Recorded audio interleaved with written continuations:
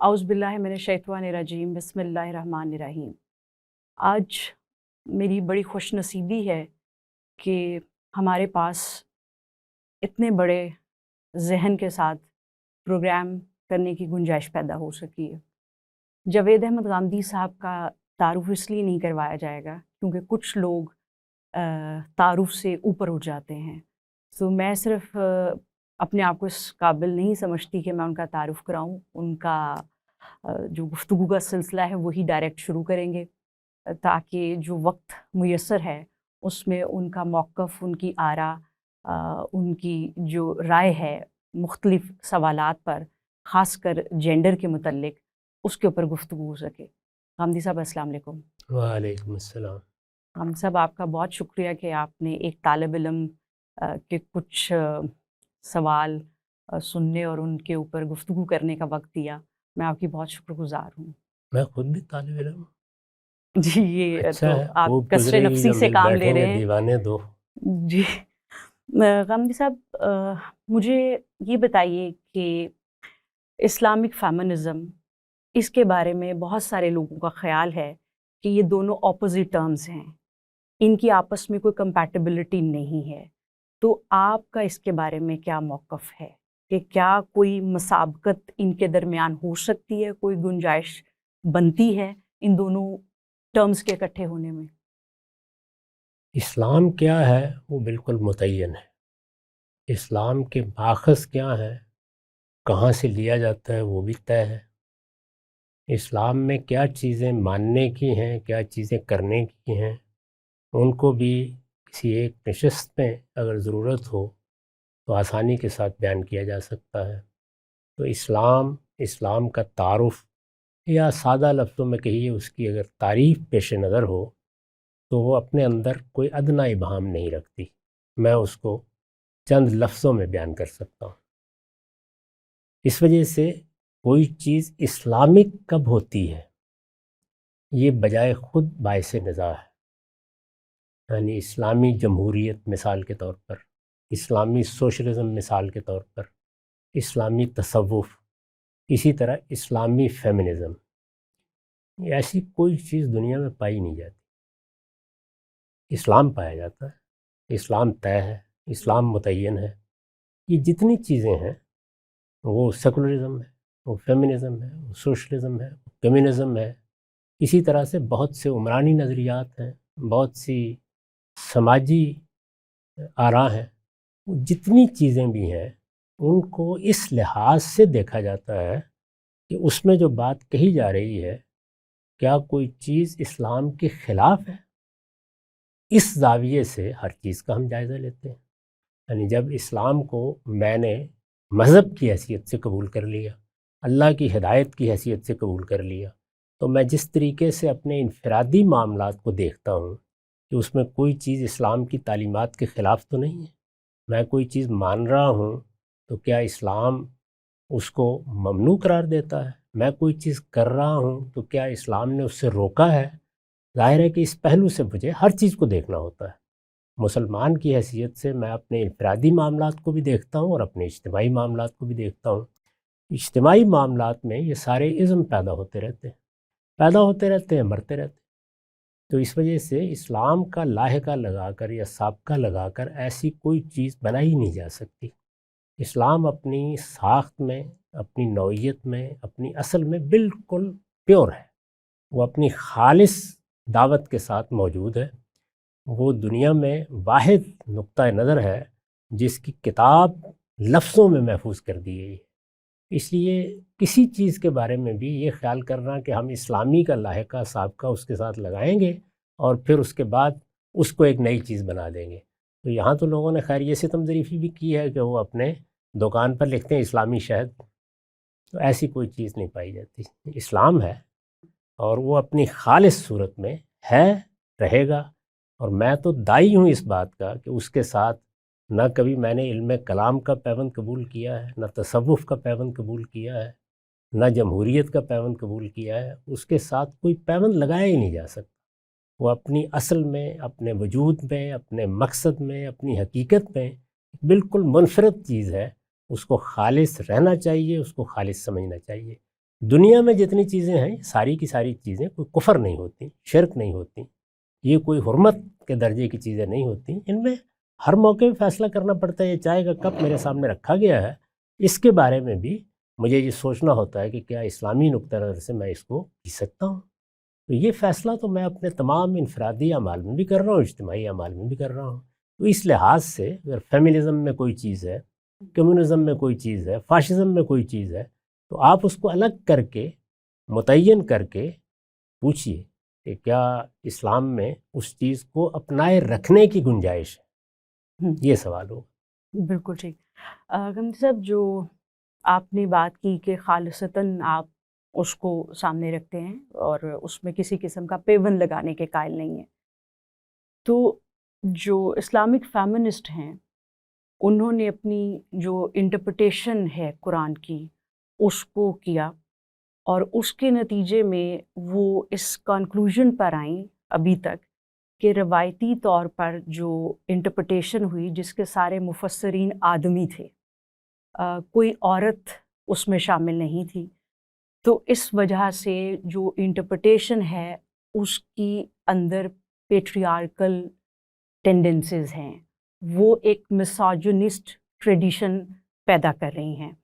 تو جب وہ اس موقف پہ آتی ہیں تو کہتی ہیں کہ ہم ایک فیمنسٹ پرسپیکٹو سے جو روایت کے اندر عورت کو بیان کیا گیا ہے آدمی کے لینس سے، اس کو انکلوڈ کرنا چاہتی ہیں، اور پھر وہ جو معنی لے کر آتی ہیں ان کا یہ خیال ہے کہ وہ اللہ اور نبی کے جو معنی ہیں دین کے بارے میں اور جو ان کی انڈرسٹینڈنگ ملتی ہے اس سے، وہ خدا کی منشا اور نبی صلی اللہ علیہ وسلم کا جو کانسیپٹ آف ریلیجن ہے اس کے وہ قریب تر یا اس کو پریزنٹ کرتے ہیں. تو پھر آپ اس موقف کے اوپر کیسے دیکھتے ہیں ان کی اس ری ریڈنگ، ری تھنکنگ، ری رائٹنگ، ری انٹرپریٹیشن کو؟ تو وہ تمام چیزوں کو ایک فیمنسٹ لینس سے ری انٹرپریٹ کر رہی ہیں اور اس کے مختلف نتائج پیدا کیے ہیں.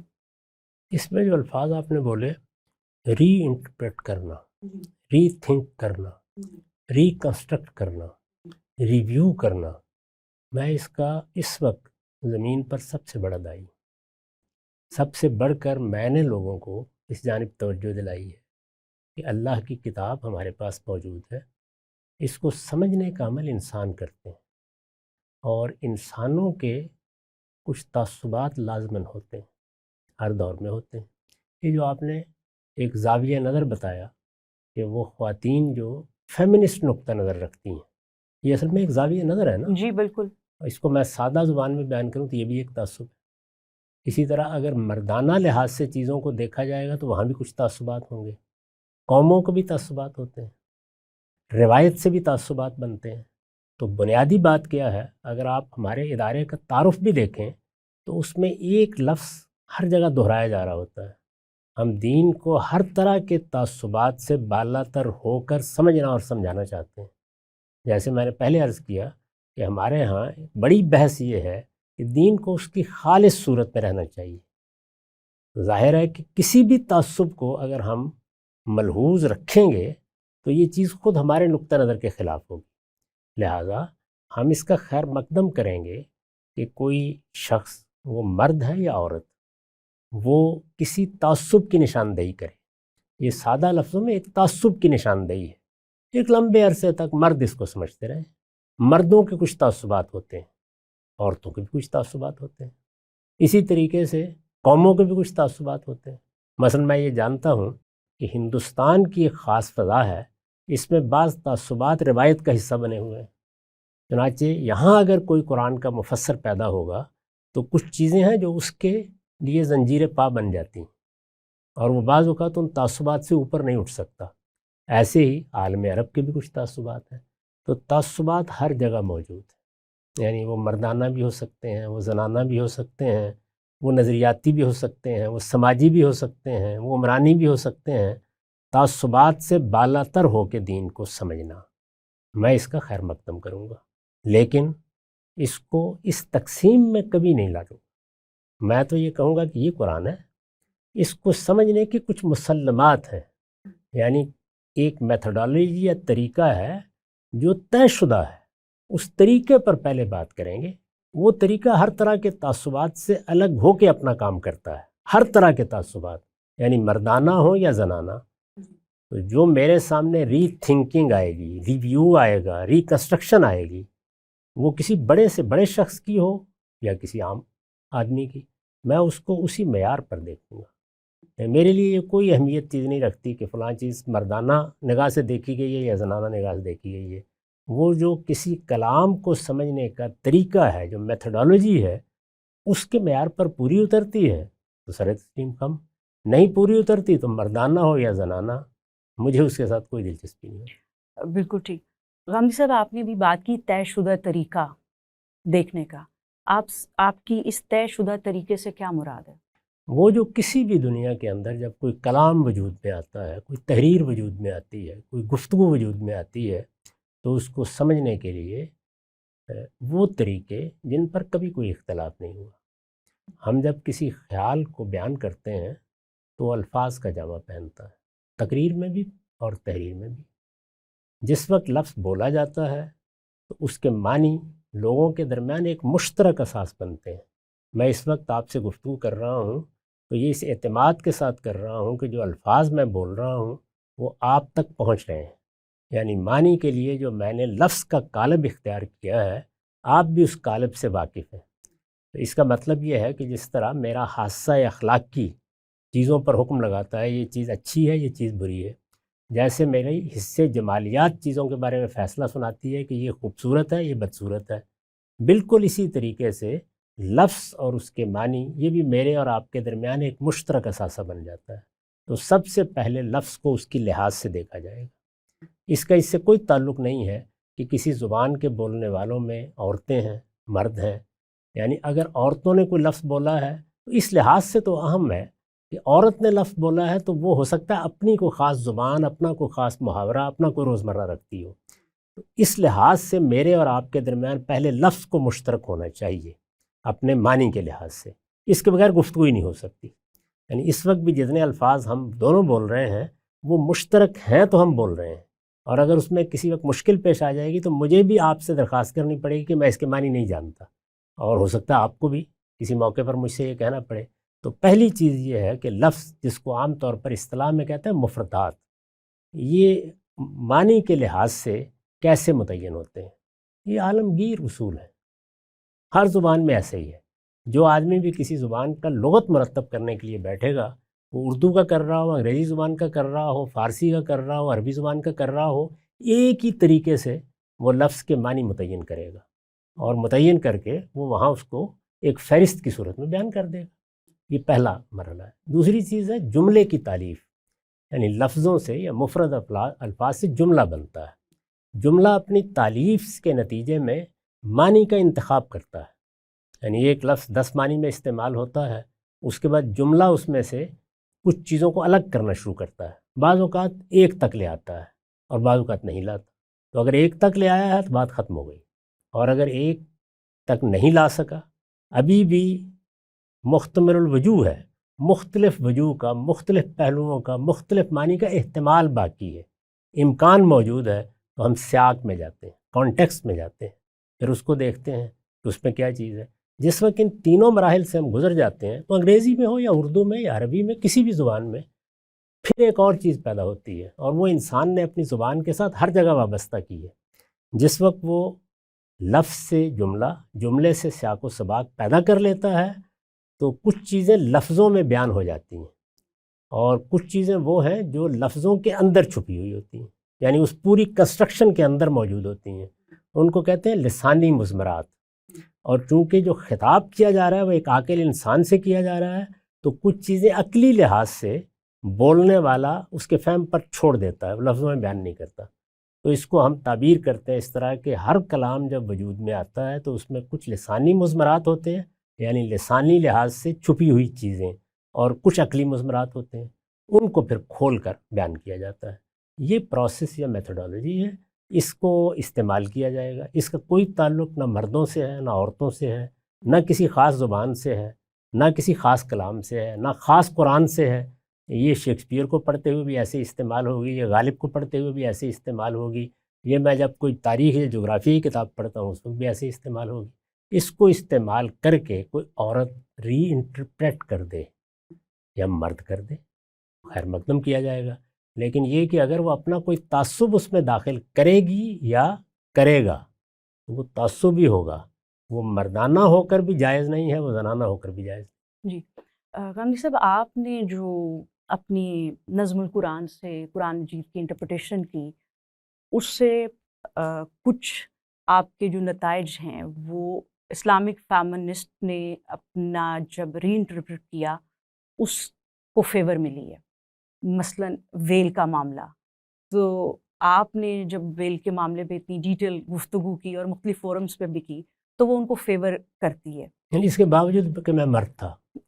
جی اس کے باوجود، کیونکہ جیسے آپ نے ابھی کہا کہ اگر آپ تعصب، اس کی ضرورت نہیں پڑی مجھے کہ پہلے میں اپنی جنس تبدیل کروں، جی اس کے بعد عورتوں کے لیے کوئی اچھی چیز وجود میں آئے گی. جی بالکل مرد ہوتے ہوئے صحیح. یہ تو آپ کی بیان فرما رہی ہیں نا جی یہ بات. میں بالکل آپ اس کا مطلب یہ ہے کہ اصل چیز یہ ہے ہی نہیں، جی نہ مردانہ نہ زنانہ. جی اصل چیز یہ ہے کہ یہ جو میتھڈالوجی ہے کہ آپ نے اس کو صحیح استعمال کی. جی بالکل. تو میں اس بات کو مانتی ہوں کہ آپ نے جو تفسیر کے ذریعے ہمارے سامنے نتائج رکھے، میں پرٹیکولرلی عورت کے حوالے سے بات کر رہی ہوں، تو اسلامک فیمنسٹ کی ری انٹرپریٹیشن کے بعد بھی وہی سامنے آئے. تو یہ بتائیے کہ جب ان کے ویل ہے، آدھی گواہی ہے، قوام ہے، نشوز ہے اس کی، اور اس کو آدمی کو اس پہ جو برتری دینے کے حوالے سے ہے، اور پھر کچھ اور اس طرح کی چیزیں جیسے وہ اکیلے ٹریول کر سکتی ہے کہ نہیں، تو ان کے اور آپ کے نتائج ایک نکل رہے ہیں، لیکن وہ اس کو کہہ رہی ہیں اسلامک فیمنزم، آپ اس کی ایک تفسیر جو ری انٹرپریٹ آپ نے کیا کر رہے ہیں. تو کیا اب آپ اس پوزیشن پہ جہاں نتائج آپ کے ان کی فیور میں ہیں اور ملتے جلتے ہیں، اور کہیں تو بالکل ایک جیسے ہیں، تو آپ پھر ان کے اس کو، اگر اسلامک فیمنزم کو جیسے آپ نے شروع میں کہا کہ آپ کسی ازم کو نہیں مانتے، تو آپ پھر اس کے اوپر کیا کہیں گے؟ میرے ان کہ کے ٹائٹل نتائج ڈیفرنٹ ہے لیکن جو آگے ریزلٹس نکلے ویمن پرسپیکٹیو سے ان کے اور آپ کے، وہ ایک کامنالٹی پیدا کریں، اس کی پھر وجہ کیا ہے؟ میں وہی عرض کر رہا تھا کہ میرے اور ان کے نتائج میں ہرگز کوئی اتفاق نہیں، ادنا درجے کا بھی نہیں، اس لیے کہ میری میتھڈالوجی اور ہے، ان کی میتھڈالوجی اور ہے. تو اس وجہ سے ان کے نتائج نکالنے کا عمل میں ایکسیپٹ کرنے کے لیے تیار ہی نہیں. انہوں نے اس اصول کو، اس قاعدے کو، اس طریقے سے کلام کو دیکھنے سے انکار کیا ہے اور نتائج نکال لیے. میرے سامنے تو یہ چیز ہے ہی نہیں کہ مجھے نتیجہ کیا نکالنا ہے. میں تو جو آپ کے سامنے میں نے پوری وضاحت کی ہے، ہر طرح کے تعصبات سے آنکھیں بند کر لوں گا. مجھے نہیں معلوم کہ عورتوں کو چیز اچھی لگتی ہے، مجھے نہیں معلوم مردوں کو اچھی لگتی ہے، میں اس طریقے سے اس پر غور کروں گا.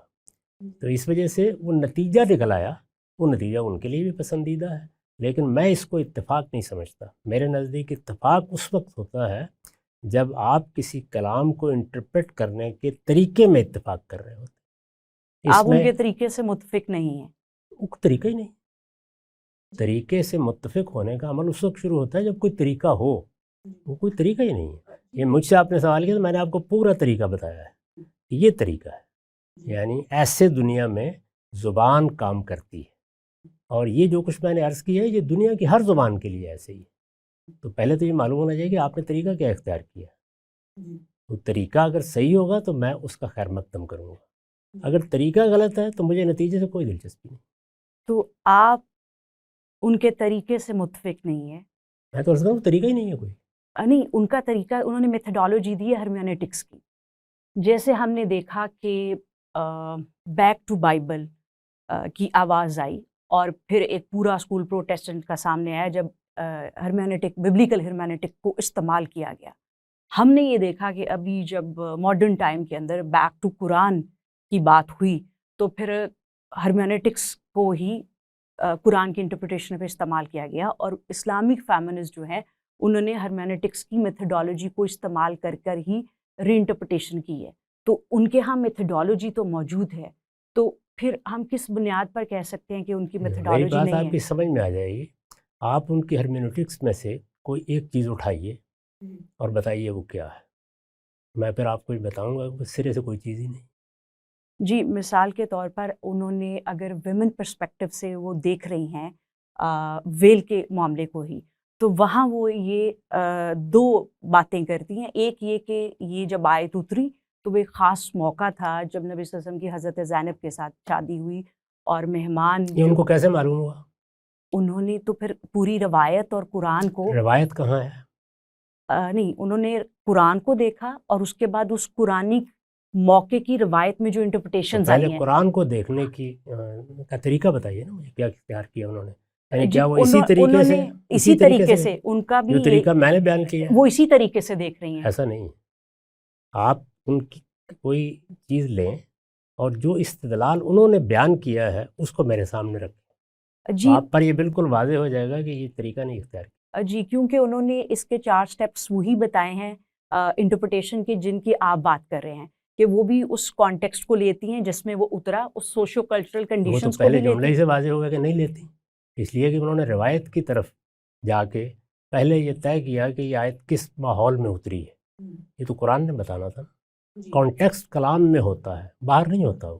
جی اس میں یعنی یہ بالکل تو میں باہر سے ایک کانٹیکسٹ لاؤں گا اور میں ایک اور قصہ سناؤں گا تو میں آیت کو کسی اور طرف لے جاؤں. جی وہ تو ایک موجود کانٹیکسٹ جو ہے وہ اس کو دیکھ رہی ہیں.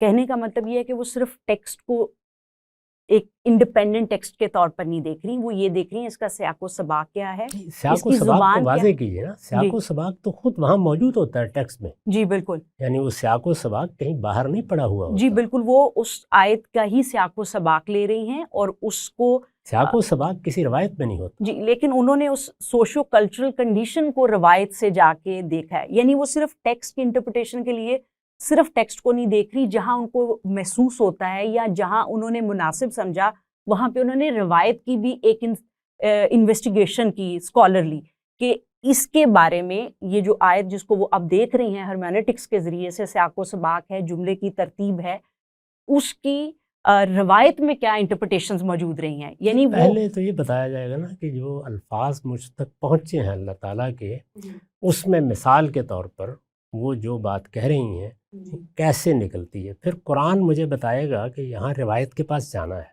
قرآن مجھے بتائے گا یہاں بائبل کے پاس جانا ہے، قرآن مجید مجھے اٹھا کے وہاں لے جائے گا. وہ اگر قرآن نہیں لے جا رہا تو میں نہیں جاؤں گا.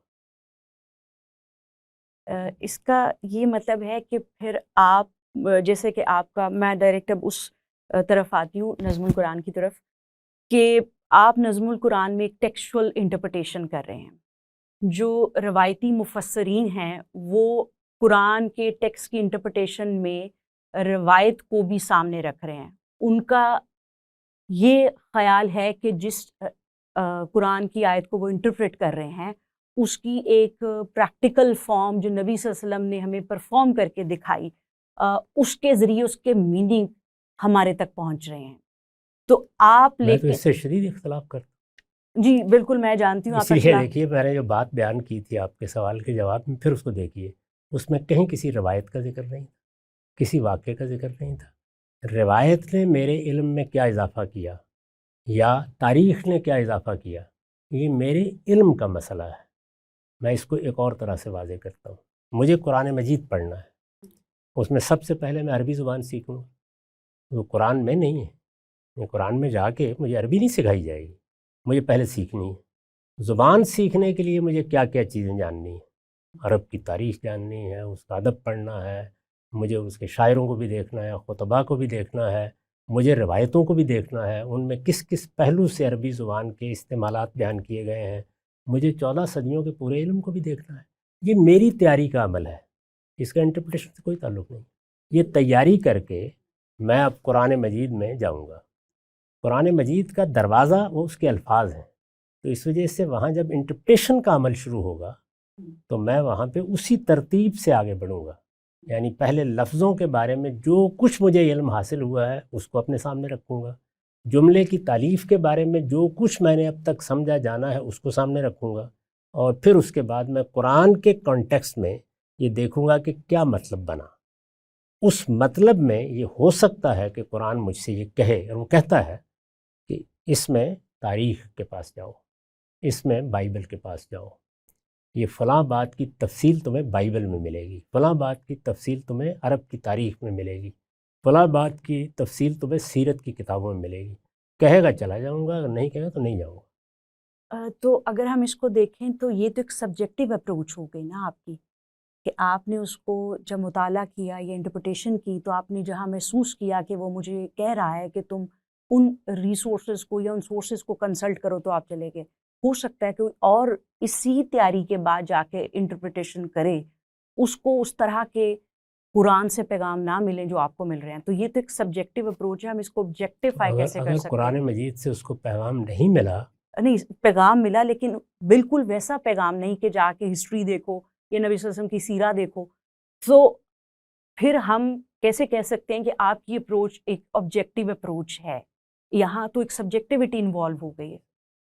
سر اس یہ کو جو آپ نہیں کہہ رہے ہیں ملا، مجھے یہ لگا یا مجھے قرآن نے نہیں ڈکٹیٹ لگا نہیں، کہے گا. جی مجھے کہا، تو مجھے آپ نہیں کہا، وہ لفظوں میں کہے گا. لفظوں میں کہا، لیکن ان جیسے لفظوں کے جو آپ نے میننگ ڈرا کیے ہیں وہ اپنی عقل سے کیے ہیں.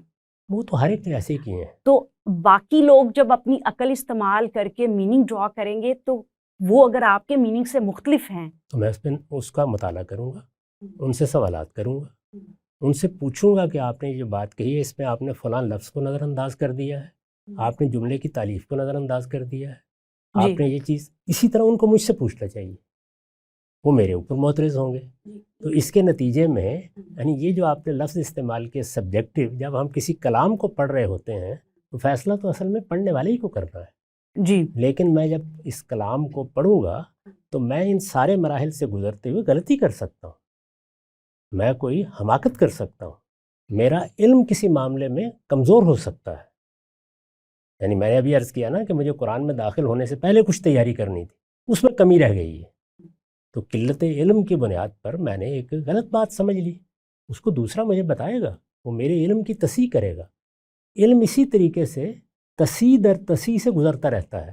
یہ جو پہلے ہم نے بات کی ری انٹرپریٹ کرنا، ریویو کرنا، تو اس سے پہلے جو لوگ تھے، بڑے بڑے لوگ تھے، ان کی حیثیت بھی غیر معمولی ہے. انہوں نے بھی اپنی طرف سے یہی کام کیا تھا جو میں نے کیا ہے یا اس خاتون نے کیا ہے یا کسی فیمنسٹ نے کیا ہے. وہ جو کچھ بھی کر رہے تھے ان پر اگر میں آج تنقید کر رہا ہوں تو کوئی آخر معیارات ہوں گے نا جن پہ میں تنقید کروں گا. تو ایسے ہی ہوگا. تو اسی طرح اس خاتون کو حق حاصل ہے کہ مجھ پہ تنقید کرے. تو اس لیے چیزیں آبجیکٹیو تنقید سے ہوتی ہیں، ورنہ ہر آدمی اپنے فہم کے لحاظ ہی سے بات کر رہا ہوتا ہے. یعنی میں اپنے فہم سے بالاتر کوئی ذریعہ نہیں تلاش کر سکتا، آپ بھی نہیں تلاش کر سکتی. کیا چیز ہے جو ہمیں پرفیکشن کی طرف لے جاتی ہے؟ وہ تنقید ہے. یعنی ہمیں کسی کلام کو، یہاں قرآن زیر بحث نہیں ہے، کسی بھی کلام کو سمجھنا ہے. یہ ہے نا بنیادی بات. اللہ تعالیٰ نے اپنی بات اگر براہ راست میرے دل میں القاء کر دی ہوتی تو بات ختم ہو جاتی.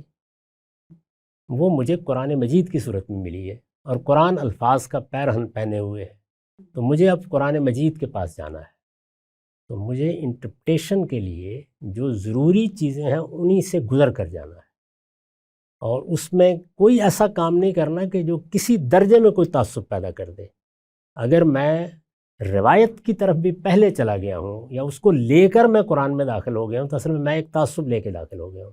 تو آپ نے تو بات ہی یہاں سے شروع کی تھی کہ مردوں نے اپنا تعصب شامل کر دیا ہے. تو میں نے ساری بات ہی اس کے خلاف کی ہے کہ اس کو شامل نہیں ہونے دینا. قرآن کہے گا مرد بنو تو بن جاؤں گا، وہ کہے گا عورت بن کے غور کرو تو بن جاؤں گا. جی جیسے آپ نے یہ بھی بات کی ہے کہ آپ اپنی جو تنقید ہوتی ہے اس سے پرفیکشن کی طرف جاتے ہیں. میں نہیں، ہر آدمی ایسے جا رہا ہے، سارے علوم ایسے ہی جا رہے ہیں. یعنی اگر ارسطو نے ایک قصر تعمیر کیا تھا یا افلاطون نے ایک محل بنایا تھا تو وہ بھی تغیرات سے اسی طرح گزرا ہے. تو قرآن مجید میں بھی ایسے ہی ہوگا. قرآن مجید تغیرات سے نہیں گزر رہا، میرا فہم گزر رہا ہے. جی وہ فہم ابن جریر کا تھا، وہ فہم ابن کثیر کا تھا، وہ فہم زمخشری کا تھا، وہ فہم سید ابوالعلا مودودی کا تھا، وہ فہم شبلی نعمانی کا تھا. وہ فہم ہے، اور ہم کیوں اس کے بعد ری انٹرپریٹ کر رہے ہیں؟ وہ جو میں نے آپ کو میتھڈالوجی بنائی اس میں کوئی غلطی سمجھ میں آ گئی ہے. تو جس وقت آپ یہ کہیں گے کہ میں ایک نئی تعبیر کر رہی ہوں تو آپ کو بتانا پڑے گا کہ پرانی تعبیر کی غلطی کیا ہے. جی یہی چیز اصل میں اس نتیجے کو آبجیکٹیو بناتی چلی جاتی. جی اور فیمنسٹ نے بھی ری انٹرپریٹیشن میں وہ چیزیں ہائی لائٹ کی ہیں جو ان کو لگا کہ نہیں ہوئی. جیسے آپ نے بھی بات کی کہ اور سب لوگوں کا یہ خیال ہے کہ تنقید جو ہے ایک پرفیکشن کی طرف لے کے جاتی ہے، لیکن جو آپ کی میتھڈالوجی ہے جس کے بعد آپ جو میننگ نکالتے ہیں ری انٹرپریٹیشن سے، آپ نے ان کو فکس کر دیا ہے. آپ فکسٹی آف میننگ کر رہے ہیں، اور اگر فکسٹی آف میننگ ہو جائے تو اس کے اوپر تنقید کیسے ہوگی؟ ہر آدمی کر رہا ہے، یعنی اس کے لیے لفظ موضوع نہیں ہے. میں یہ بیان کر رہا ہوں کہ میرا فہم یہ ہے، اور میرا فہم متردد نہیں ہے. جس کو آپ فکس کے لفظ سے ادا کر رہی ہیں تو مطلب کہ مجھے کوئی تردد نہیں ہے، میں اپنی طرف سے مطمئن ہوں، لہذا یہ مطلب ہے اس کا. تو میرا مخاطب بھی یہی کہہ رہا ہے.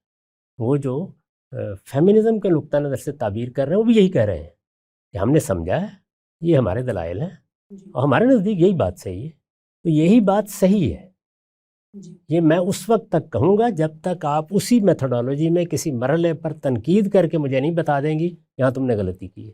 تو اگر میں یہ کہوں کہ میرے فہم میں غلطی کا امکان ختم ہو گیا ہے تو پھر آپ میرے بارے میں وہ بات کہہ سکتی ہیں. میں تو ہر وقت اس کے لیے منتظر بیٹھا ہوا ہوں کہ آپ مجھے بتاؤں کہ میرے فہم میں کیا غلطی ہے. جی، لیکن آپ جو میتھڈالوجی لے کر آئے ہیں جو کہ فراہی اسکول آف تھاٹ کی ہے، اس کے اندر آپ کہہ رہے ہیں کہ جو قرآن کو انٹرپریٹ کرنے کا، پڑھنے کا نظم القرآن کا طریقہ ہے، اگر آپ اس کو اڈاپٹ کرتے ہیں، اس کو فالو کرتے ہیں تو وہی معنی نکلیں گے جو آپ نے معنی نکالے. دنیا بھر میں سو نظم قرآن کیا ہے؟ وہی جس کو آپ کانٹیکسٹ کہتے ہیں. جی، سو کہنے کا مطلب یہ ہے کہ اگر آپ یہ سمجھتے ہیں کہ اس طریقے کو فالو کر کے وہی معنی نکلیں گے تو اس کا مطلب ہے اس کے اندر آپ نے تعصبات کچھ بھی نہیں ہے جس کی بنیاد پر یہ ہو سکتا ہے کہ اس تعصب کے شامل ہونے سے معنی یہ ہو گئے ہوں.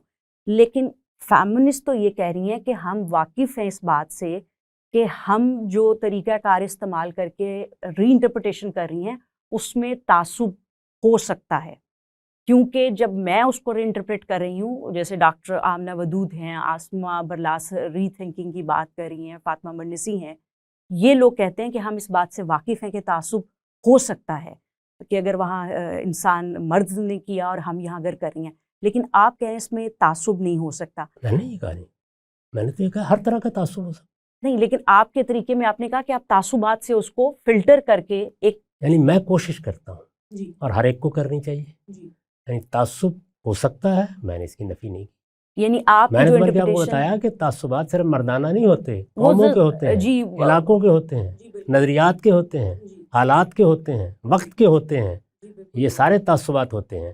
لیکن جو میتھڈالوجی ہے وہ تعصبات پر مبنی نہیں ہونی چاہیے. میتھڈالوجی پہلا مرحلہ یہ ہے. آپ کی میتھڈالوجی کیا تعصب فری ہے؟ اس میں کوئی تعصب نہیں ہے؟ آپ مجھے بتا دیں کہاں ہے اس میں تعصب کا سوال ہی نہیں. وہ تو دنیا میں ہر جگہ استعمال ہو رہی ہے. یعنی آپ نے شیکسپیئر کو پڑھنا ہے اس وقت بھی وہی ہوگی، آپ نے غالب کو پڑھنا ہے اس وقت بھی وہی ہوگی، امرؤ القیس کو پڑھنا ہے اس وقت بھی وہی ہوگی. جی، لیکن غامدی صاحب کیا آپ پھر ایک ریویلڈ ٹیکسٹ کو اور ایک عام انسان کے ہاتھ کی لکھی ہوئی کتاب دونوں کو ایک ہی جگہ رکھ رہے ہیں کہ دونوں کو پڑھنے کے اصول ایک ہی ہوں گے؟ اس لیے کہ مجھ سے مخاطب ہے نا، میں انسان ہوں. لیکن وہ ہے تو ریویلڈ، اس مین میں میڈ کیا تو نہیں. شک ہے؟ وہ تو اللہ تعالیٰ کی طرف سے آئی ہے، لیکن اس جی. نے میری رعایت کر کے مجھ سے بات کی ہے. اور اگر اس نے میری رعایت نہیں کی اور جو میرا ذہنی فریم ہے اس کے مطابق گفتگو نہیں کی تو پھر اس کو واپس چلی جانا چاہیے. مخاطب میں ہوں. ٹھیک. جیسے آپ چنانچہ آپ دیکھیے قرآن مجید کیسے اس کو بیان کرتا ہے. جس وقت وہ اپنی بات کہتا ہے تو رسول اللہ کو خطاب کر کے کہتا ہے کہ ہم نے اس کو بلسانک تمہاری زبان میں نازل کیا ہے، بلسان عربی مبین نازل کیا ہے. یعنی وہ زبان جو تمہارے ہاں بولی جا رہی ہے، وہ الفاظ جو تمہارے ہاں معنی رکھتے ہیں. کیوں؟ اس لیے کہ مخاطب تو اس کے بغیر سمجھ ہی نہیں سکتا. تو اگر آسمان سے کوئی چیز آنی ہے اور وہ میرے لیے زبان کے لحاظ سے اجنبی ہے، کنسٹرکشن کے لحاظ سے اجنبی ہے، تو میرے لیے آئی نہیں. میرے پروردگار نے یہ مجھ پر عنایت فرمائی ہے کہ اس نے میری زبان میں، میری کنسٹرکشن میں، انسان کی حیثیت سے اس نے میرے پس منظر میں، میرے سمجھنے کے طریقے کو پوری طرح 100% ملحوظ رکھ کے مجھ سے بات کی. جی، تو اگر ہم کہیں کہ آج 21ویں صدی میں جو انسان قرآن سے مخاطب ہوتا ہے اور وہ جو 7ویں صدی میں ہوتا تھا، تو کیا آپ ان دونوں سوسائٹیز میں سوشیو کلچرل ڈفرینسز نہیں دیکھتے؟ میں نے تو اس سے زیادہ بیان کر دیے خود کہ ہندوستان کے اور ہوں گے، عرب کے اور ہوں گے، آج کے اور ہوں گے، کل کے اور ہوں گے، سب ہوں گے. جی، لیکن ہندوستان کی روایت میں تو دو طریقے رہے تھے، عقل کا استعمال یا نقل کا، منقولات یا لیکن جب آپ ساری دنیا میں دو ہی طریقے جی ہیں۔ تو آپ کی جو تفسیر ہے اس میں آپ نے جو طریقہ آپ کا ہے میتھڈالوجی، اس کے اندر عقل اور نقل کہیں بھی استعمال نہیں ہوئی۔ ایک تنقید ہے، میں ایک کرٹیسزم جو آپ پر ہے، اسلامسٹ پہ ہے، اسلامک فیمنسٹ پہ ہے اور اسلامک ماڈرنسٹ پر ہے۔ ڈاکٹر فضل الرحمان ہیں، آپ ہیں، عابد الجبری ہیں، ایک دو اور نام بھی ہیں جو کام کر رہے ہیں۔ تو ان کے اوپر تنقید یہ ہے کہ جب جو ماڈرنسٹ ہیں ان کے ہاں سینٹرالٹی جو تھی ایپسٹیم کی تھی، ایپسٹیمولوجیکل تھی۔ جب یہ لوگ اسلامک جو ماڈرنسٹ یا ریفارمسٹ کہلاتے ہیں، ان کے ہاں سینٹرلٹی جو ہے، جو ٹیکسٹ کی ہے، وہ بیس کر رہی ہے ہرمیونیٹکس پہ، اور ہرمیونیٹکس جو ہے وہ نہ عقل پر ہے کھڑی، نہ وہ عقل پر کھڑی ہے، وہ کامن سینس پہ کھڑی ہے۔ تو یہ عقل کیا ہوتی ہے؟ دیکھیں، عقل تو استعمال، عقلی جو روایت تھی اس کے اندر تو استعمال کیا جاتا تھا۔ عقلی روایت جو ہے اس پر بعد میں گفتگو کریں گے۔ عقل تو ایک لفظ ہے نا جی، عقل جو میں اپنے اندر ایک فہم یا سمجھ کو استعمال کرتی ہوں کسی بھی چیز کو اس کا سمجھنے مطلب کے ہے کہ لیے، ڈاکٹر فضل الرحمان صاحب جو ہے انہوں نے اس عقل کو معطل کر دیا گفتگو کر، وہ روایت کے اندر جو ہے وہ بات کر رہے ہیں تو کہ روایت کے لحاظ سے جی تنقید ہونی جی چاہیے۔ عقل کا کیا سوال ہوا؟ میں یہی کہہ رہی ہوں کہ اس روایت کے اندر جو 1300-1400 سال والی تھی وہ ایک کنیکشن نظر نہیں آتا، ایک ڈسکنیکٹ ہے کہ 7th سینچری میں ایک ٹیکسٹ آیا اور اب ہم 21st سینچری میں ہرمیونیٹکس کو استعمال کر کے یا نظم القرآن کی میتھڈالوجی سے جو میننگ دے رہے ہیں وہ ٹیکسچول میننگز ہیں، اور اگر ٹیکسٹ نہیں میننگ نکالنے تو پھر ہمیں اورینٹلسٹ کا جو انٹرپریٹیشن آف قرآن سے ایک ورژن آف اسلام سامنے آیا اس کو کیوں نہ مان لیں؟ یہ دیکھیے، آپ ساری گفتگو نتائج پر کر رہی ہیں، اس کو کیوں نہ مان لیں، اس کو کیوں نہ مان لیں۔ میں نے یہ عرض کیا کہ یہ ہے میتھڈالوجی جو دنیا بھر میں مسلمہ طور پہ اختیار کی جاتی ہے۔ جی، لیکن یہ تو ماڈرنٹی کے بعد استعمال کی جا رہی ہے، اور اگر پھر میتھڈالوجی مسلمہ بہت طور پر معذرت کے ساتھ پہلے دن جس وقت قرآن کو کسی نے پڑھا ہے یہی میتھڈالوجی استعمال کی ہے۔ ابن عباس نے یہی کی ہے، مجاہد نے یہی کی ہے، تبری نے یہی کی ہے، ابن کثیر نے یہی کی ہے، ہر ایک نے یہی کی ہے۔ جی، لیکن وہ ایک حد تک اس کو استعمال کرتے تھے، تو لیکن اس کا جیسے مطلب ہے استعمال کرتے وقت جی کہیں کوئی چیز نظر انداز ہو گئی ہے۔ ان کو جہاں تک انہوں نے سمجھا کہ انہوں نے استعمال کرنی ہے میننگ ایکسٹریکٹ اس کا کرنے کے مطلب ہے لیے۔ انسان کی جو کمزوری ہے کہ وہ بعض اوقات اپنے سامنے ایک طریقہ اختیار کرتا ہے۔ مثال کے طور پر ایک نوجوان کو تربیت دیتے ہیں ہم کہ تم نے کرکٹ ایسے کھیلنی ہے، اس کے طریقے متعین ہیں، اس تربیت میں خامی رہ گئی، سمجھنے والے نے غلط سمجھا، جب عمل کرنے لگا تو اس وقت کمزوری آ گئی۔ یہ تو فرد کا معاملہ ہوا نا۔ میتھڈالوجی میں کیا اختلاف ہوا ہے؟ مجھے تو اصرار ہے کہ اس بات میں جس میتھڈالوجی پر اللہ کی کتاب کو سمجھتا ہوں وہ پہلے دن کی میتھڈالوجی، اس میں میں نے کوئی تبدیلی، کوئی ترمیم، کوئی تغیر ہرگز نہیں کی۔ جی، لیکن اب ٹیکسٹ پہلے دن جب قرآن مجید کو صحابہ نے سنا تھا جی تو بالکل اسی طریقے سے سمجھنے کا عمل شروع ہو گیا۔ جی تو پھر آپ کا اورینٹلسٹ اسلام، اورینٹلسٹ کی جو انٹرپریٹیشن آف اسلام ہے اس کے بارے میں کیا خیال ہے؟ میں اس کو دیکھوں گا اسی طرح، اسی معیار پر پرکھوں گا۔ لفظ کے معنی بیان کیے ہیں تو اس کو دیکھوں گا، تالیف جملہ بیان کیے تو اس کو دیکھوں گا۔ میں کبھی بھی اس طرح کا کمنٹ نہیں کروں گا کہ یہ اورینٹلسٹ کی ہے اس لیے میں نے اس کو رد کر دیا، یہ فیمنزم کی ہے اس لیے اس کو رد کر دیا۔ میں تو اپنے اس معیار سے گزاروں گا اور ایک ایک درجے میں اسی معیار پر اس کو پرکھتا جاؤں گا، اور پھر بتاؤں گا کہ میں فلاں چیز کو اگر رد کر رہا ہوں تو یہ دلیل ہے، اور فلاں کو قبول کر رہا ہوں یہ دلیل ہے۔ یہی میرے نزدیک تعصبات سے بالا تر ہو کر کسی چیز کو سمجھنے کی میتھڈالوجی ہے۔ لیکن یہ آپ کے نزدیک ہے نا تعصبات سے بالا ہو کے سمجھنے کی۔ اس سے پہلے یعنی کہ ماڈرنٹی سے پہلے جو کلونیل ماڈرنٹی ہے اس سے پہلے بھی تو تفاسیر 1300-1400 سال میں ان ہوتی سب رہی کے ہیں۔ بارے میں یہی سمجھتا ہوں کہ انہوں نے اپنی طرف سے تعصبات سے بالا تر ہو کر سمجھنے کی کوشش کی، اس میں غلطی ہو گئی ہے، مجھ سے بھی ہوگی۔ یعنی میں نے پوری تفسیر لکھ دی ہے قرآن مجید کی، مجھ سے پہلے میرے جلیل القدر استاد نے لکھی ہے، اس میں تعصبات آ جاتے ہیں، پورا زور لگانے کے باوجود آ جاتے ہیں، اس میں قلت علم داخل ہو جاتی ہے، میں اس کی دسیوں مثالیں دے سکتا ہوں۔ تو اس وجہ سے یہ تو میری کمزوری ہوئی، تو مجھے اپنی اس کمزوری کو دور کرنا ہے، اور جو میرا مخاطب ہے وہ فیمنسٹ ہے، وہ کوئی اورینٹلسٹ ہے، وہ اصل میں جب تنقید کرے گا مجھ پر تو میری یہی کمزوری دور کرے گا، اور میں جب تنقید کر رہا ہوں زمخشری پر، رازی پر، ابواللہ مودودی پر، تو اسی چیز کو بنیاد بنا کے کر رہا ہوں کہ دیکھیے یہاں آپ نے یہ بات نظر انداز کی ہے، یہ طریقہ ہے، اس میں کسی کے بارے میں یہ کیوں کہوں کہ فلاں آدمی فیمنسٹ ہے، فلاں آدمی ماڈرنسٹ ہے، فلاں آدمی نے اورینٹلسٹ کی چیز کو قبول کر لیا ہے. میں تو علی الاطلاق نہ کسی چیز کو رد کرتا ہوں نہ قبول کرتا ہوں. میں ایک معیار پر اس کو پرکھوں گا. یوں سمجھیے کہ میرے پاس ایک کسوٹی پڑی ہوئی ہے. آپ آئے ہیں, آپ نے اپنی انگوٹھی دی ہے, میں اس کو جانچوں گا اس میں کتنا سونا ہے. کسی دوسرے نے آ کے اپنا ہار دیا, اس کو جانچوں گا اس میں کتنا سونا ہے.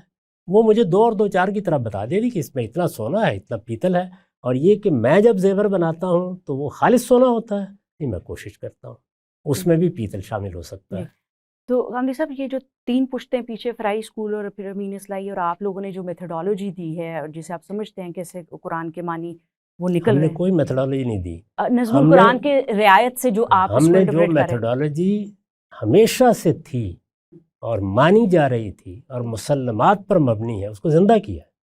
ہم نے کوئی نہیں میتھڈالوجی. جی, لیکن آپ اپنے کچھ انٹرویوز میں کہتے ہیں کہ ہم نے یہ معنی دریافت کیے ہیں اور یہ ہماری دریافت ہے کہ ہم نے اس رعایت سے نظم القرآن سے جو معنی پروڈیوس کیے یہ ہیں. تو ہر آدمی کہہ رہا ہے نا, وہ یہ بتا رہا ہے کہ دیکھیے یہ میتھڈالوجی ہے, میں نے اس کو استعمال کر کے یہ نتیجہ نکالا ہے. یہ تو وہ کہے گا. یہ آپ کو بتانا ہے کہ اس نے میتھڈالوجی کہیں غلط تو نہیں استعمال کی, نتیجہ کہیں غلط تو نہیں نکال لیا. یہ عمل ہے جو اصل میں علم کی دنیا میں ہمیشہ ہوتا رہتا ہے. سائنس میں بھی ہو رہا ہے, جغرافی میں بھی ہو رہا ہے. سب لوگ, سائنس کی بھی ایک میتھڈالوجی ہے, وہ کیسے تجربہ کرتی ہے, کیسے مشاہدہ کرتی ہے, وہ طے شدہ ہے. اس سائنٹیفک میتھڈ میں کوئی اختلاف نہیں ہے. اسی طرح انٹرپریٹیشن کے میتھڈ میں کوئی اختلاف نہیں ہے. آپ اس میتھڈ کو کیا نہیں مانتے کہ ہرمیونیٹکس کا بھی جو آپ میتھڈ استعمال کریں وہ ہرمیونیٹکس کا ہی ہے؟ یہی بات یہ ہے کہ یہ آپ اس کے لیے ایک اصطلاح آج استعمال کر لیں, کل استعمال کر لیں, لیکن جو میتھڈالوجی یا منہاج ہے یہ تو دنیا کا قدیم ترین منہاج ہے. جب سے زبان وجود میں آئی ہے وہی استعمال ہو رہا ہے. نام جو جی چاہے دے لیں اس کو. جی, یہ آپ کو مجھے بتانا پڑے گا کہ دیکھیے یہ آیت ہے, اس آیت میں تم نے جس طرح اس کو انٹرپریٹ کیا ہے میں اس پر تنقید کر رہی ہوں. مجھے اس حوالے کی ضرورت ہی نہیں ہے کہ میں فیمنسٹ کے نقطہ نظر سے تنقید کر رہی ہوں, میں اورینٹلسٹ کے نقطہ نظر سے تنقید کر رہا ہوں. آپ جس نقطہ نظر سے چاہے تنقید کریں, میرے سوالات شروع ہو جائیں گے. یہ جو آپ نے لفظ کے معنی بیان کرے ہیں یہ تو نہیں ہوتے, یہ ہوتے ہیں. اچھا, یہ معنی بھی ہوتے ہیں, یہ بھی ہوتے ہیں, لیکن جملے کی تالیف ان میں سے فلاں کو قبول کر رہی ہے, فلاں کو قبول نہیں کر رہی. میں تو اسی طریقے سے اس پر تنقید کرتا چلا جاؤں گا, اور اس تنقید کے دوران میں عین ممکن ہے کہ مجھے یہ معلوم ہو کہ میں نے غلطی کی ہوئی تھی. انہوں نے تو آج میری غلطی کے بارے میں مجھے توجہ دلا دی. یہ سب ہوتا رہتا ہے. تو میرے نزدیک کچھ بھی آبجیکٹیو نہیں ہوتا اس طرح سے جیسے آپ اس کو بیان فرما رہی ہیں. ہر آدمی اپنے فہم کو سامنے رکھ کر ایک معیار کے مطابق, وہ معیار مسلمہ ہونا چاہیے, وہ معیار اسٹیبلش ہونا چاہیے, جیسے سائنٹیفک میتھڈ استعمال کرنا چاہیے. ہو سکتا ہے کہ اس میں جو نتیجہ آئنسٹائن نکالیں وہ اور ہو, اور جو نیوٹن نکالیں وہ اور ہو. جی, اور آپ اس بات کو مان رہے ہیں کہ جس طریقے کو آپ استعمال کر رہے ہیں یہ پہلے دن سے مسلمہ ایسا ہی طریقہ ہے. اسی لیے میں نے اس میں لفظ مسلمہ استعمال کیا. مسلمہ کا مطلب یہ ہوتا ہے کہ میں اس میں منفرد نہیں ہوں. جی, تو آپ نے یہ کوئی نیا میتھڈ انٹروڈیوس نہیں کرایا, یہ ہمیشہ سے ایسے ہی چلا رہا ہے. جو میتھڈالوجی ہمیشہ سے تھی, جو دنیا بھر میں مانی جاتی ہے, جو صرف مسلمانوں میں نہیں بلکہ کسی بھی کلام کو اپریشیٹ کرنے کے لیے استعمال ہوتی ہے, وہ ایک ہی ہے, وہ کسوٹی ہے. سب لوگ خواہ وہ یہاں ہوں یا وہ امریکہ میں ہوں یا برطانیہ میں, سونے کو اسی پر پرکھ رہے ہیں. پرکھنے میں غلطی ہوتی ہے. غلطی کس نوعیت کی ہوتی ہے؟ 2 طرح کی ہوتی ہے. یا کسی جگہ پر علم میں کمی رہ جاتی ہے, یعنی جو باہر تیاری کرنی تھی وہ تیاری میں کمی رہ گئی. مثلا ظاہر ہے کہ وہ کوئی فیمنسٹ ہو, میں ہوں, ابواللہ مودودی ہوں, کوئی پرانا اسکالر ہو, اس نے عربی سیکھنی ہے نا, عربی زبان میں ہے قرآن, تو زبان سیکھنے کا عمل جس جگہ تک ہونا چاہیے تھا نہیں ہو سکا. مثال کے طور پر اگر مجھ سے کوئی طالب علم پوچھے کہ جی میں اتنی عربی جاننا چاہتا ہوں جس سے قرآن مجید تراویح میں پڑھا جائے تو مجھے سمجھ میں آ جائے, تو میں کہوں گا کہ تم اتنی عربی 1 سال میں سیکھ سکتے ہو. اور اگر مجھ سے وہ یہ پوچھے کہ تم لوگوں کے طریقے پر قرآن مجید کی تفسیر کے لیے میں عربی سیکھنا چاہتا ہوں, تو میں یہ کہوں گا 40 سال. فرق ہو گیا نا واقعی. تو یہ قلت علم کا معاملہ ہے. اگر علم میں کمی رہ گئی ہے تو غلطی ہوگی. اچھا, اسی طرح دوسری غلطی کیا ہوتی ہے؟ تدبر میں کمی. یعنی ایک چیز آپ کے سامنے آئی, مثال کے طور پر میرے جلیل القدر استاد ہیں, یعنی میں یہ کہہ سکتا ہوں کہ میں نے اس سے اوپر کے درجے کا عالم نہیں دیکھا. وہ قرآن مجید کی سورہ نساء کا ایک مقام ہے اس میں یہ لکھ کے آگے بڑھ گئے ہیں کہ میں نے اس میں جو فقہ و فرائض کی کتابوں میں تفصیلات لکھی ہیں ان کا لحاظ کر کے ترجمہ کر دیا، لوگ ان کو دیکھ لیں۔ تو یہ کیا ہے؟ یہ قلت تدبر ہے۔ میرے عہد کے سب سے بڑے آدمی نے، جس سے بڑا قرآن کا کوئی عالم اس کے زمانے میں نہیں تھا، وہاں تدبر کرنے کی زحمت گوارا نہیں کی، پوری کی پوری تفسیر ہی غلط ہو گئی۔ تو یہ ہیں انسانی خامیاں، یہ وہاں بھی ہوں گی، یہ میرے ہاں بھی ہوں گی، یہ آپ کے ہاں بھی ہوگی۔ میتھڈالوجی ٹھیک ہونی چاہیے۔ جی، تو حمدی صاحب یہ جو انسانی خامیاں آپ کے اسکول آف تھاٹ نے نکالی، اس سے پہلے جو پوری ہسٹوریکل ڈیولپمنٹ ہوئی ہے اس کے اندر یہ پہلے کبھی نہیں نکلی؟ نہیں، کیوں نہیں نکلی؟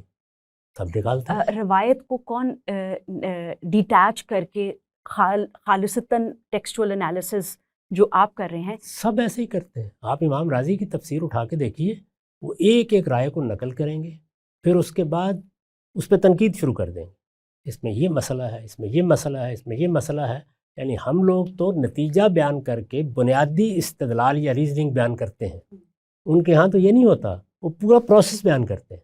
جی، پورا پروسیس بیان کریں گے۔ جی، یہی بات ہے کہ وہاں وہ نقل کی روایت اور وہ پورا پروسیس، روایت والے یہی تو ایک اعتراض اٹھا رہے ہیں کہ وہاں وہ پورا پروسیس موجود ہے، وہ جو گریجول ڈیولپمنٹ ہوئی ہے وہ موجود ہے، لیکن آپ خالی اس ریویلڈ ٹیکسٹ کو آج کی سیٹنگز میں انٹرپریٹ کر رہے ہیں، اور وہ جو پورا ہسٹوریکل پروسیس ہے اس کو بیچ میں شامل نہیں کر رہے۔ ہسٹوریکل پروسیس سے تعلق نہیں تھا۔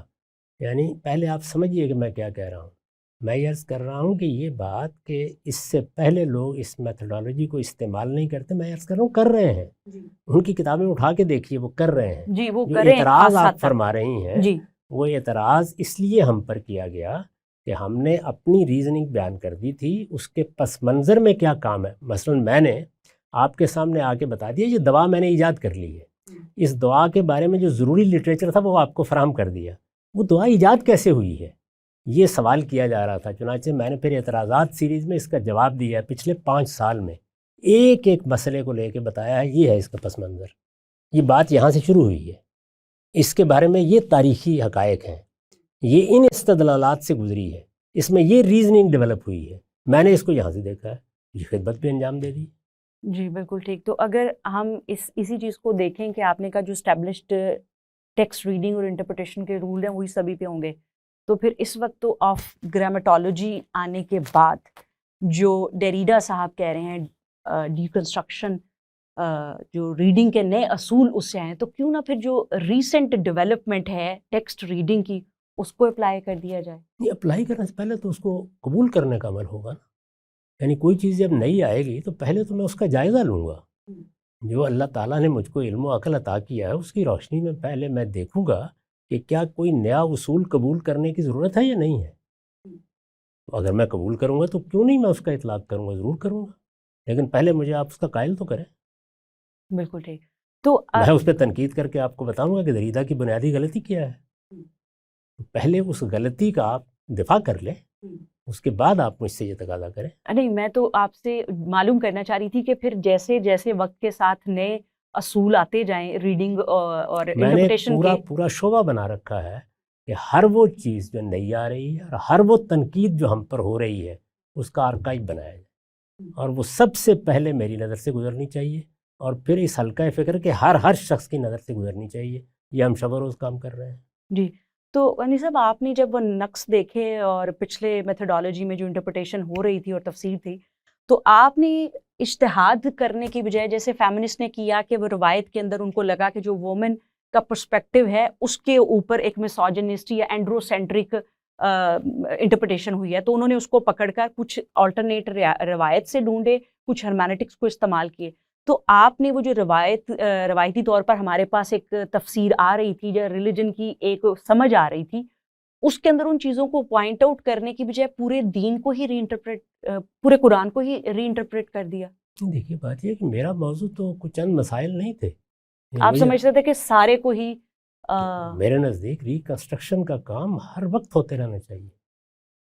یعنی اس میں یہ نہیں ہے کہ میں نے اس سارے کو رد کر دیا ہے، ایسا نہیں ہے۔ یعنی میں نے اس سارے کو دیکھنے کا عمل شروع کیا اور اس کو ری انٹرپریٹ اور کر ظاہر دیا۔ ہے کہ اس میں 10 جگہ پر میں نے اتفاق کیا، بلکہ بیسک سٹرکچر میں اتفاق کیا. میں تو عرض کر رہا ہوں کہ میتھڈالوجی بھی بالکل وہی صحیح ثابت ہوئی، اطلاق کے اصول بھی وہی صحیح ثابت ہوئے. تو اس وجہ سے میں تو اپنے آپ کو آخری درجے کا ٹریڈیشنلسٹ کہتا ہوں. میں نے روایت کو محکم پکڑ کر اس کو زندہ کیا ہے. لیکن آپ نے کریٹیکل تھنکنگ کے بارے میں کیوں نہیں سوچا جب آپ کو لگا کہ وہ پچھلی میتھڈالوجی جو استعمال ہو رہی تھی اس میں عقل کی کمی یعنی تدبر کی کمی یا علم کی کمی ہے کہیں، جو دو آپ نے کہا دو کمیوں کی وجہ سے ہوتی ہے، تو آپ نے جہاں وہ دیکھے مسائل تو آپ کو یہ نہیں لگا کہ آپ اس کے اوپر کریٹیکل تھنکنگ کر لیں؟ وہی تو کیا میں نے، یعنی ایک چیز کو دوبارہ پرکھا ہے. آپ ری انٹرپریٹیشن کو اجتہاد کہہ رہے ہیں، ایسے ہی ہے؟ ایسا ہی ہوتا ہے. اجتہاد کیا چیز ہے؟ یعنی اجتہاد ایک اصطلاحی مفہوم رکھتا ہے. تو اصطلاحی مفہوم کے لحاظ سے اجتہاد کے معنی وہ نہیں ہے جس میں آپ اسے استعمال کر رہی ہیں. جی آپ کیسے اسے دیکھ رہے ہیں؟ آپ یعنی ہمارے ہاں اجتہاد ایک اصطلاح ہے، ٹرم ہے. جی اس کا مطلب یہ ہے کہ اللہ کی کتاب قرآن مجید میں، اللہ کے پیغمبر کی سنت میں جو دین ہمیں دیا گیا ہے، جب ہم نے وہ پورا دین لے لیا تو اس پر عمل کرتے وقت حالات کی تبدیلی کی وجہ سے، افراد کی تبدیلی کی وجہ سے کوئی مشکل پیش آ گئی تو اب اجتہاد شروع ہوتا ہے. تو اجتہاد کا کوئی انٹرپریٹیشن سے کوئی تعلق نہیں، یہ اس کا غلط استعمال ہے. وہاں پر آپ فہم کہیے، تبیین کہیے، تفہیم کہیے، شرح کہیے، وضاحت کہیے. اجتہاد تو شروع اس وقت ہونا ہے جس وقت ہم نے اللہ کی کتاب کو بھی سمجھ لیا، ہم نے سنت کو بھی سمجھ لیا، ہم عمل کرنے نکلے. یعنی مثال کے طور پر مجھ پہ یہ بات واضح ہو گئی کہ مجھ پر 5 وقت کی نماز فرض ہے. مجھے معلوم ہوا کہ نماز اس طرح سے پڑھنی ہے. مجھے پتہ چل گیا کہ اس کے اعمال یہ ہیں، اس کے اذکار یہ ہیں. جیسے یہ ساری باتیں مجھے معلوم ہوئی ہیں، اس میں مجھے یہ بتایا گیا کہ تمہیں اس طرح قیام کرنا ہے، ایسے رکوع کرنا ہے، ایسے سجدہ کرنا ہے. میں نے دیکھا تو میرا گھٹنا نہیں اٹھتا. تو اب میں اجتہاد کر رہا ہوں کہ گھٹنا نہ اٹھے تو پھر عمل کیسے کرنا ہے. تو اجتہاد تو شروع یہاں سے ہوتا ہے. تو اس کا فہم سے کیا تعلق ہے؟ جی لیکن آپ نے جیسے کہا کہ آپ ری انٹرپریٹیشن جو آپ نے کی ہے پچھلی جہاں آپ کو مسائل نظر آئے، آپ اس کو آپ نے کہا میں اجتہاد کر رہا ہوں. میں نے نہیں کہا، کبھی نہیں کہا. نہیں ابھی جو آپ گفتگو کر رہے تھے کہ میں نے بالکل ایسی کوئی بات نہیں. جی بالکل ٹھیک. وہ ری انٹرپریٹیشن ہے، ریویو ہے. میں نے تو یہ الفاظ بار بار دہرائے ہیں. جی بالکل کہ یہ آپ ری انٹرپریٹ کر رہے ہیں. اجتہاد نہیں ہوتا. ٹھیک. ریویو، ری انٹرپریٹیشن، ریکنسٹرکشن اجتہاد نہیں ہے، یہ فہم کا عمل ہے، انڈرسٹینڈنگ کا عمل ہے. تو انڈرسٹینڈنگ کے عمل میں مجھے آپ سے اتفاق ہو سکتا ہے، آپ کو مجھ سے اختلاف ہو سکتا ہے. اس اتفاق و اختلاف پر ہم گفتگو کر سکتے ہیں اور اس کے نتیجے میں ایک اور نئی انٹرپریٹیشن وجود میں آ سکتی ہے. اس کے لیے لفظ اجتہاد نہیں بولا جاتا. اجتہاد ہمارے ہاں کی یعنی ہماری روایت کی ایک ٹرم ہے. دیکھیے وہ پیدا ہی یہاں سے ہوئی ہے کہ رسول اللہ صلی اللہ علیہ وسلم ایک گورنر کو، ایک عامل کو بھیج رہے ہیں یمن. اس سے پوچھتے ہیں کہ تمہیں کوئی مسئلہ پیش آئے گا تو کیا کرو گے؟ کہتے ہیں قرآن کو دیکھوں گا. اگر قرآن میں نہ ملے کہتے ہیں میں سنت کو دیکھوں گا. اس کے بعد آپ نے اگلی بات پوچھی ہے اگر دونوں میں نہ ملے. یہ دیکھیے وہی بات جو میں نے کہی کہ قرآن سنت کے معاملے میں تو ہم نے قرآن سنت کو سمجھا، وہاں سمجھنے کا عمل تھا، وہاں ہمیں وہ ہدایت نہیں ملی. یعنی یہ نہیں پتہ چلا کہ گھٹنے میں تکلیف ہو جائے تو نماز کیسے پڑھنی ہے. تو رسول اللہ نے پوچھا ان سے تو انہوں نے کہا اجتہد الرائی. یہ لفظ یہاں سے پیدا ہوا ہے. میں پوری کوشش کر کے اپنی عقل استعمال کروں. اجتہاد اصل میں عقلی امتثال سے شروع ہوتا ہے. جی آخری 2 چیزیں ہیں جو میں آپ سے پوچھنا چاہتی ہوں. ایک تو یہ کہ ڈاکٹر آمنہ ودود جنہوں کی کتاب ہے قرآن اینڈ وومن اور انہوں نے تفسیر کی ہے قرآن کی، وہ کیپ ٹاؤن کے اندر انہوں نے فرائیڈے سرمن دیا.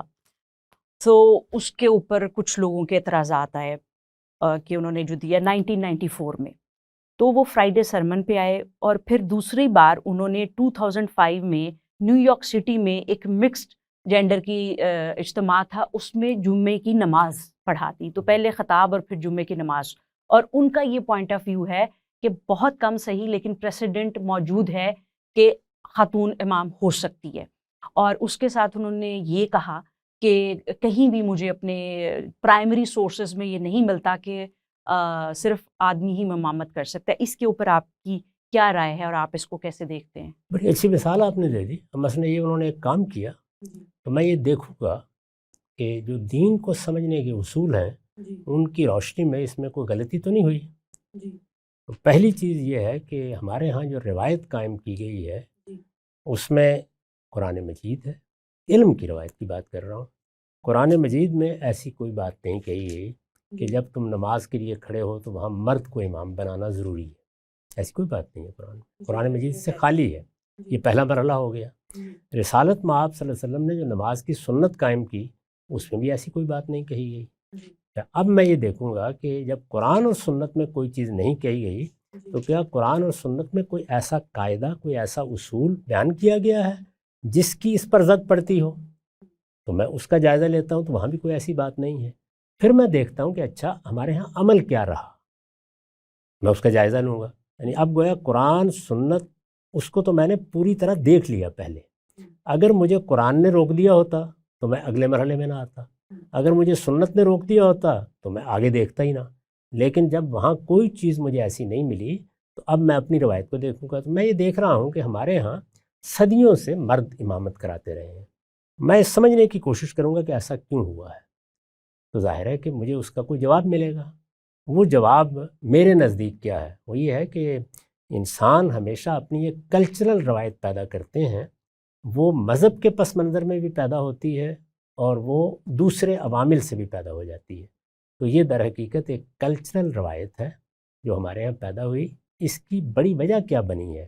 وہ مردوں اور عورتوں کے درمیان جو اللہ تعالیٰ نے ایک کشش رکھی ہے اس معاملے کو عبادت سے الگ کرنے کا جذبہ یا داعیہ ہے. تو میں یہ کہوں گا کہ یہ کوئی حرام حلال کا مسئلہ نہیں ہے. یہ در حقیقت ایک تہذیبی روایت ہے جو مقصد کو سامنے رکھ کے پیدا ہوئی ہے. مجھے یہ آج بھی اچھی لگتی ہے. آپ اس کو توڑنا چاہتی ہیں توڑ لیں. تو یہ میں نے پوری میتھڈالوجی کی وضاحت کر. جی بالکل.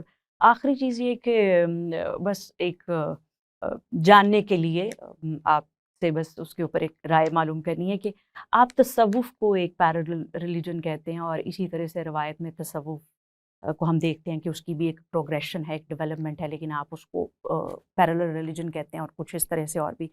تو کیا اس کی وجہ وہ ریاکشن تو نہیں ہے کہ آپ کے والد صوفی تھے اور آپ پاک پٹن کی جس سراؤنڈنگس میں تھے اور موجودہ جو ایک شکل ہے تصوف کی جس پہ خود جو داتا صاحب کی بھی بلکہ آپ دیکھیں کہ وہ کہتے ہیں کہ پہلے تصوف موجود تھا ایک حقیقت کے طور پر مگر اس کا نام نہیں تھا. اب تصوف کا نام ہے مگر حقیقت نہیں ہے، وہ کشف المجوب میں لکھا.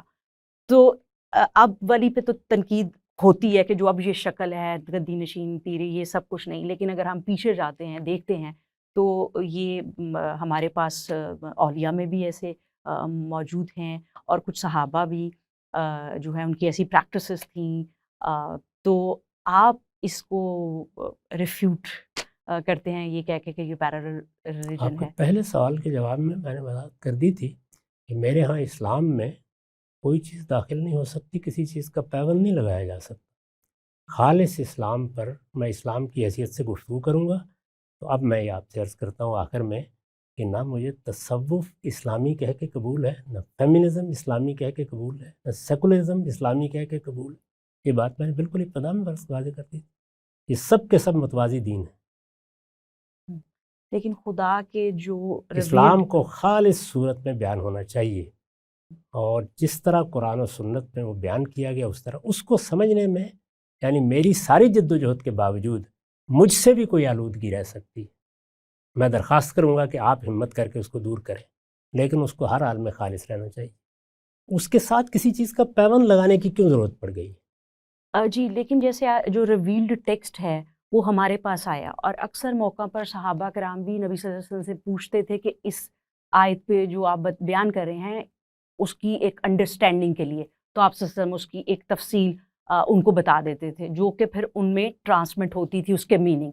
سو وہ آگے پھر صحابہ کے بعد جو تبع تابعین اور سب لوگ جو ہیں وہ اس کو ٹرانسمیشن آف نالج کو اس طرح لے کے چل رہے تھے. تو ہر علم میں ایسے ہی ہوتا ہے. جی تو اب اس وقت میں اگر کچھ لوگ جو آپ سے مانی ان کو ملے ہیں اس کو ٹرانسمٹ کرتے ہوئے اس کی جو ایک پریکٹیکل فارم ہے وہ ایک اسپرچل ہے، ایک مسٹیکل ہے. یہ تو میں دیکھوں گا نا، یا جس طرح میں نے آپ سے کہا تھا کہ میں آپ کے فیمنزم کو بھی دیکھوں گا کہ کیا قرآن مجید کی روح سے اس میں کوئی قابل اعتراض چیز تو نہیں ہے.